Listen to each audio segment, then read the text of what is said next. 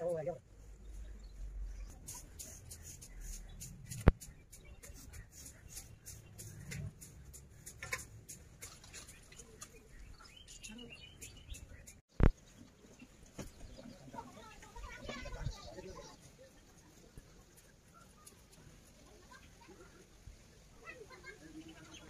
বিক্ষুব্ধ মানে পুরনো যারা কার্যকর্তা আছে আর কি, যারা একদম সেই দীর্ঘদিন ধরে পার্টি করছে, তাদেরকে এই মুহূর্তে তারা একদম ব্রাত্য হয়ে গেছে পার্টির কাছে।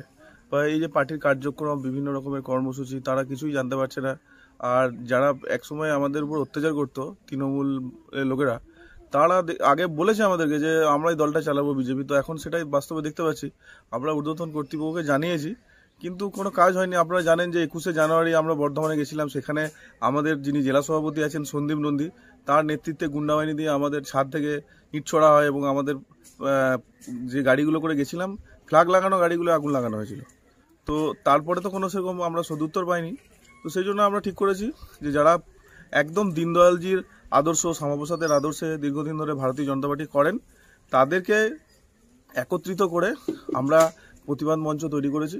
এবং পার্টি যদি আমাদের কথা শোনে তাহলে ভালো, আর নইলে 21-এর যে নির্বাচন আছে সেই নির্বাচনে আমরা নির্দলে প্রার্থী দেবো। আবিষ্কারেরা আছে কি, আমরা তো ওই রকমই ব্যাপারটা না। দেখুন, দলের কোনো কার্যক্রমে কর্মসূচিতে আমরা নেই, আমরা তো অলিখিতভাবে সেই জায়গাতেই আছি।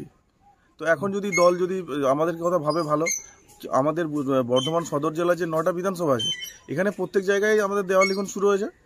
আর আমাদের যা স্ট্রেংথ আছে আর কি, সেটাও দলকে বুঝিয়ে দেবো ভোটের সময়। যদি দল আমাদের সাথে সেরকমভাবে মানে সেই জায়গায় না যায়, তাহলে আমরা কিন্তু ক্যান্ডিডেট রেডি করে রেখেছি।